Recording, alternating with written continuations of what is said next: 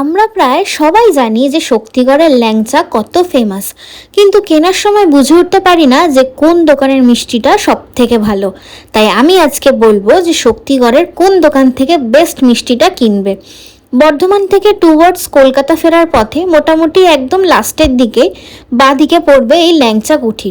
আর খুঁজে পেতে অসুবিধা হবে না, কারণ পাশেই একটা এসবিআইয়ের এটিএম আছে। আচ্ছা, এখানে বিভিন্ন রকমের মিষ্টি, সাথে 3টে কোয়ালিটির ল্যাংচা, 2টো কোয়ালিটির মিহিদানা আর সীতাভোগ পাওয়া যায়।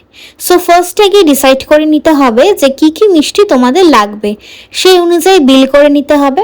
তারপরে বিলটা কাউন্টারে দিলে ওরা মিষ্টি প্যাক করে দেবে।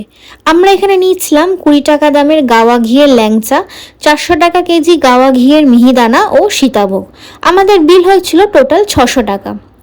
আচ্ছা, বলে রাখি, এই ল্যাংচা কুটিরে আশা ভোসলেজিও ভিজিট করে গেছেন, আর হিস্ট্রি টিভি থেকেও এই দোকানটা কভার করে গেছে। আর এই যে ইনি হচ্ছেন এই দোকানের ওনার। তাহলে সবই তো বলে দিয়েছি, আর কিন্তু কোনো ভুল দোকান থেকে মিষ্টি কিনবে না। সো আজকের মতো টাটা।